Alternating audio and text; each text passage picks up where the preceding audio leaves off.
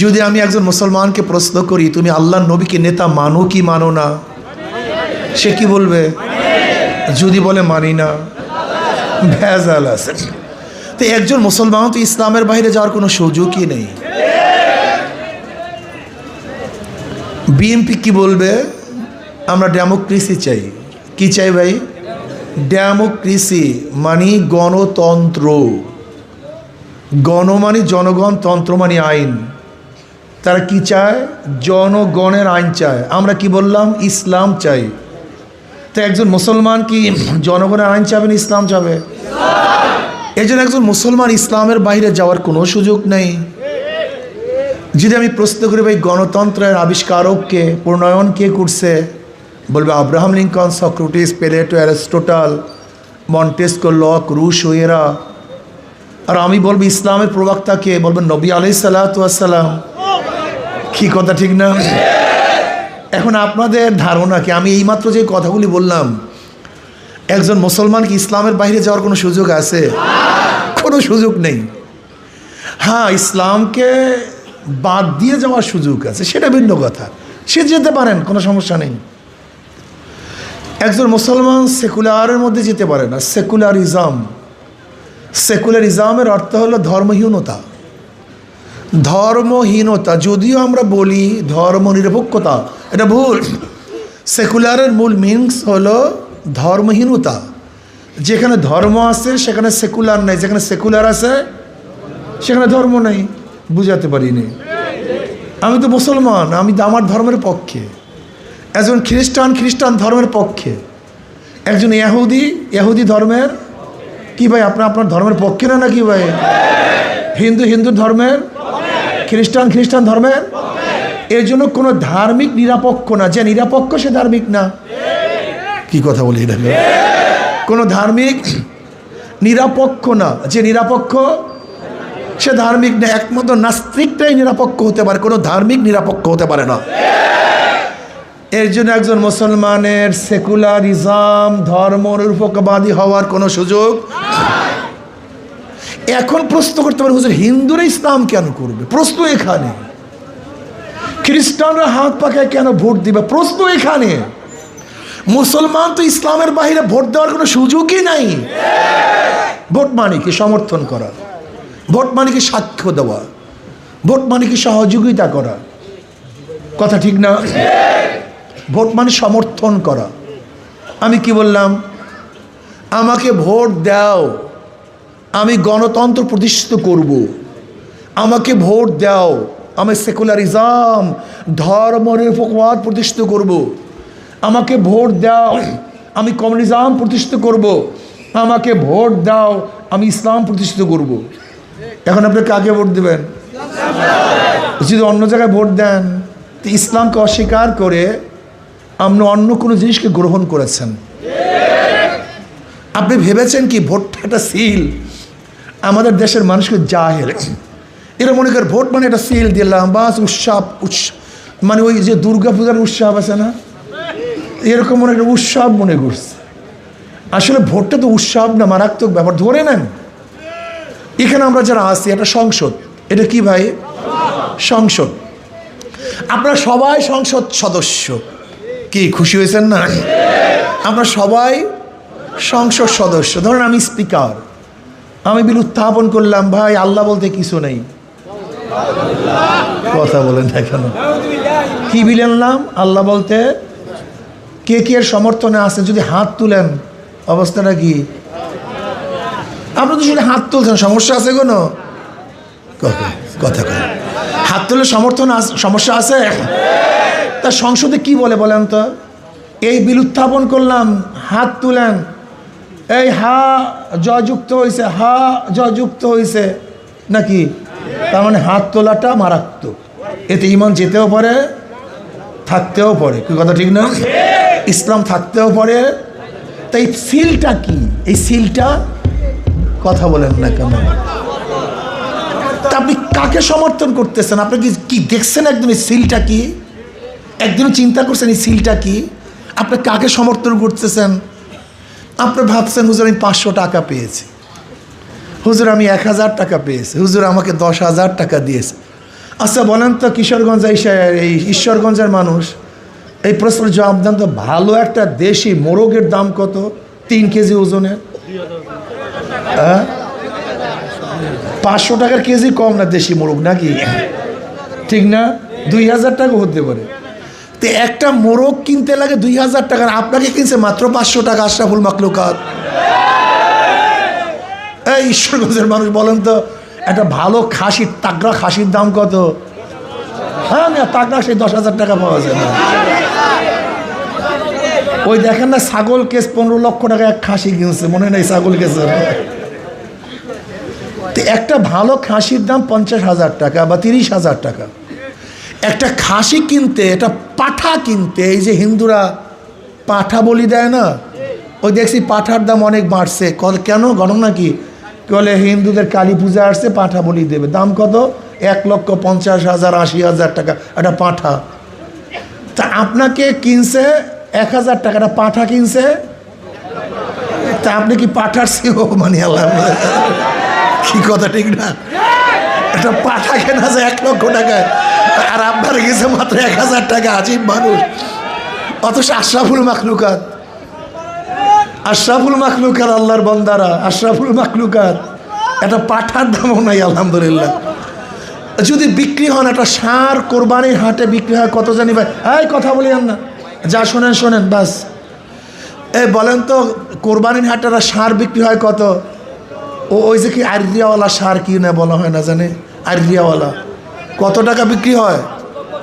5 লক্ষ 6 লক্ষ টাকা। যদি বিক্রি হইতেই চান, যদি বিক্রি হতেই চান, ষাঁড় হন, কমপক্ষে 5-10 লক্ষ টাকায় বিক্রি হন।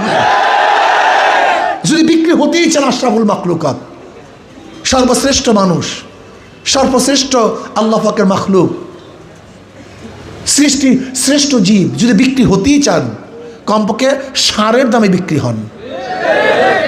আর 10 লক্ষ টাকা দে তো, তোকে ভোট দেব। আমি যখন বিক্রি হব, কমপক্ষে পাঠার দামে বিক্রি হব না, মোরগের দামে বিক্রি হব না।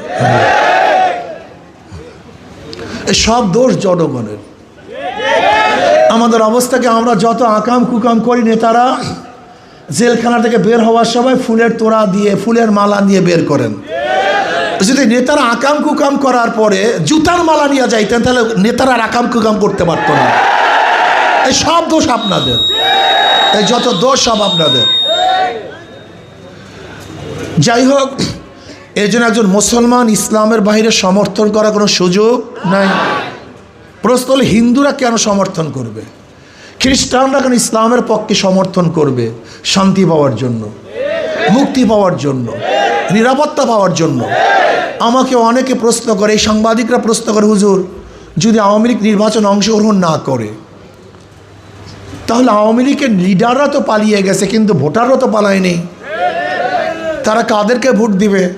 আমি বললাম সহজ জবাব, যাদের মাধ্যমে তাদের জান এবং মালে নিরাপত্তা পাবে তাদেরকে ভোট দিবে। যাদের মাধ্যমে, এই মুফতি হাবিবুল্লাহ, আপনাদের ধারণা কি এ সংসদে গেলে চুরি করবে নাকি ভাই? এই কালাসার, তুমি দাঁড়াও বাবা, এই যে তোমার কালাসার, দাঁড়াও তুমি বাবা, তোমার ধারণা কি হাবিবুল্লাহ? আপনি বসেন, এই হাবিবুল্লাহ যদি সংসদে যায় চুরি করবে, তুমি কও? এই দেখেন ওই ছেলেটা, এই যে সবুজ, তুমি বলো বাবা, এই যে তুমি এই যে ছাত্রটা বলো, এই হাবিবুল্লাহ যদি যে এই সংসদে যায়, ও চুরি করবে? দেখেন ছোট্ট একটা বাচ্চা, ওর মনের মধ্যে সাক্ষী। শোনেন, মনকে ধোকা দেয়া যায় না, কিন্তু আমরা মনের সাথে ধোকাবাজি করি, কথা ঠিক না? আচ্ছা তোমরা সবাই বল, হাবিবুল্লাহ যদি সংসদে যায়, ওকে জুলুম করবে, অত্যাচার করবে, এই দেশের টাকা লুটপাট করবে, খুনের রক্ত ওর হাতের মধ্যে আছে, জুলুমের কোনো ছাপ ওর হাতের মধ্যে আছে না? তো ও তো পরিষ্কার। কিন্তু যাদেরকে ভোট দেওয়ারা জালেম, গুন্ডা, বদমাশ, খুনি, ওরা দেশকে লুটপাটের স্বর্গরাজ্য কায়েম করেছে। আমি বিশ্বাস করি যদি আজকে ঈশ্বরগঞ্জের আমার সব কহন গরিব রক, আমি সবচেয়ে আশ্চর্য হয়ে যে গরিবদের জন্য সবচেয়ে বেশি আমার কষ্ট লাগে, গরিবদের জন্য। নিজের ভালো তো পাগলেও বুঝে, কিন্তু গরিবরা নিজের ভালোটাও বুঝে না। ইসলামের গোটা অর্থনীতি গরিবদের জন্য। পুঁজিবাজি অর্থনীতি কিয়ামত পর্যন্ত চলবে, এই যে ধরে নেন বেসিক ব্যাংক লিমিটেড, আপনি এখানে যাবেন, ম্যানেজার সাহেব আমাকে 10 লক্ষ টাকা লোন দেন। ম্যানেজার সাহেব কি বলবে? লোন দেবো তো মর্গেজ দান। আপনি বলবেন আমি তো গরিব মানুষ। গরিবদের জন্য ব্যাংকের টাকা নেই। ব্যাংক তাকিয়ে দেয় যার আছে, যার নাই ব্যাংক তাকে দেয় না। এর জন্য শুধু ধনীরা ধনী হয়। আপনি কি জানেন গোটা বাংলাদেশের অর্থনীতি কয় পরিবারের কাছে? অনেকেরই জানা নেই। মাত্র 20-25 পরিবারের কাছে গোটা বাংলাদেশের জনগণের কাছে যেই পরিমাণের টাকা, মাত্র 20-25 পরিবারের কাছে এই পরিমাণের টাকা। বর্তমানে পুঁজিবাদী অর্থনীতি ধনীকে ধনী বানাবে, গরিবকে গরিব বানাবে। আপনি কেন বুঝেন না? আপনার 50 বছর আগেও যে ঠেলাওয়ালা রিক্সাওয়ালা আজও একই অবস্থায় আছেন, আপনার কোনো পরিবর্তন নেই। কিন্তু যাদেরকে ভোট দিয়েছেন ওরা আঙ্গুর ফুলে কলা গাছ হয়েছে। বর্তমান পুঁজিবাদী অর্থনীতি গরিবকে গরিব বানায়, ধনীকে। আর ইসলামী অর্থনীতি গরিবকে ধনী বানায় আর বড় লোকদেরকে ভারসাম্য রাখে। ইসলামের গোটা অর্থনীতি গরিবদের জন্য, কিন্তু কপাল পুরো গরিবরা ইসলাম বুঝে না। জাকাত কাদের জন্য? গরিবদের জন্য। ওসর কাদের জন্য? গরিবদের জন্য। মানত কাদের জন্য? গরিবদের জন্য। ফিতরা কাদের জন্য? সবই তো গরিবদের জন্য। ইসলামের গোটা অর্থনীতি গরিবদের জন্য। আমার নবী গরিবও ছিলেন, আমার নবী এতিমও ছিলেন। যেহেতু আমার নবী গরিব ছিলেন, আমার নবীর গোটা অর্থনীতি, গোটা সুযোগ সুবিধা গরিবদের জন্য। অথচ গরিব ইসলাম বোঝে না। এর না বোঝার কারণ কি? আমরা অধিকাংশ মানুষ খারাপ হয়ে গেছে, চরিত্রহীন হয়ে গেছে, নষ্ট হয়ে গেছে। এটা ইসলামকে পছন্দ করি না। এক গাঁজাখোর বলতেছে যদি ইসলাম ক্ষমতায় হুজুর আমার গাঁজার অবস্থাটা কি হবে?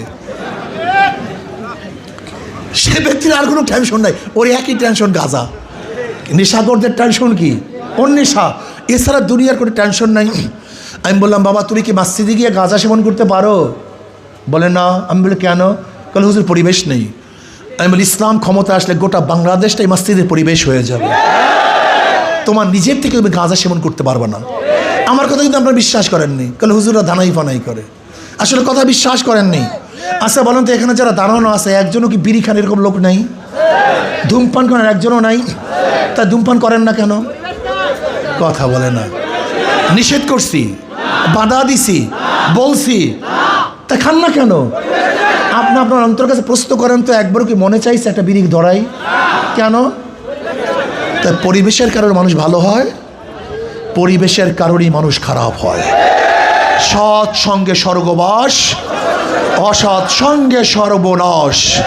বিশ্বাস করেন ওই 2 নাম্বার 6 নাম্বার নেতারা আমাদের গোটা পরিবেশটাকে ধ্বংস করে ফেলেছে, জাহান্নাম বানিয়ে ফেলেছে। ওরা আমাদের পরিবেশ ভালো বানাতে দেয়নি। আমরা কি চাই?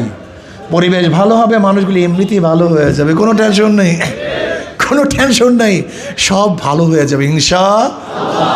আজকে ঘুষখোররা তারা ঘুষ ছাড়তে চায় না, ইসলাম আসলে ঘুষ ছাড়তে হবে। তোমার কোনো টেনশন নাই, তোমার পাশের চেয়ার ঘুষ খায় বিদায় তুমি ঘুষ খাও। পাশের চেয়ার যদি ঘুষ না খায় তুমি ঘুষ খাবে না, কোনো সমস্যা নেই। কি কথা ঠিক না? ওদের সব জায়গায় ধোঁকাবাজি।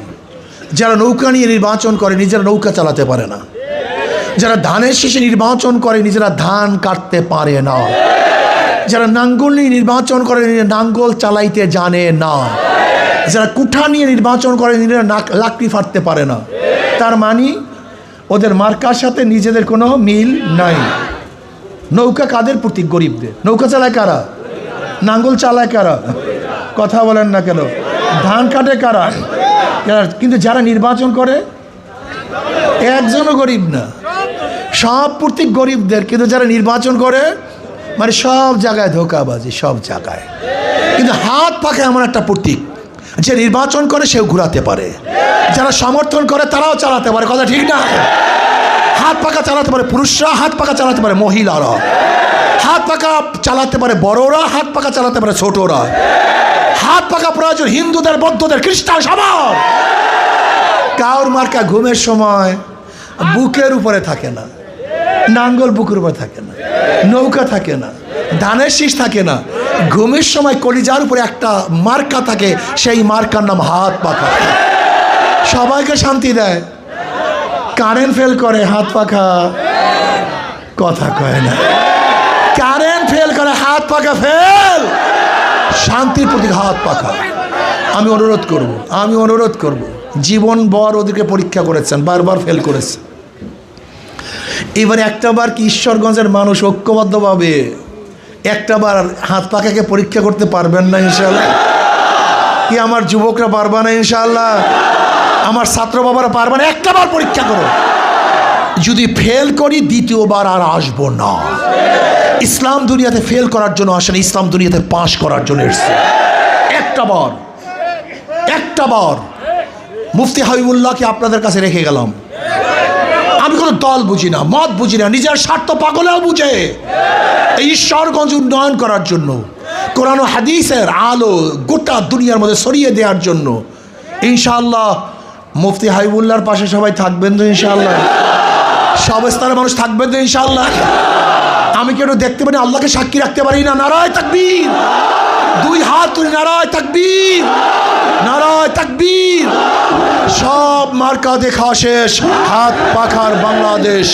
সব মার্কা দেখা শেষ, হাত পাখার বাংলাদেশ। আল্লাহ আমাকে এবং আমাদের সবাইকে কবুল করে নেন। ঐক্যবদ্ধভাবে সমস্ত ইসলাম দলগুলো ঐক্যবদ্ধভাবে ইনশাআল্লাহ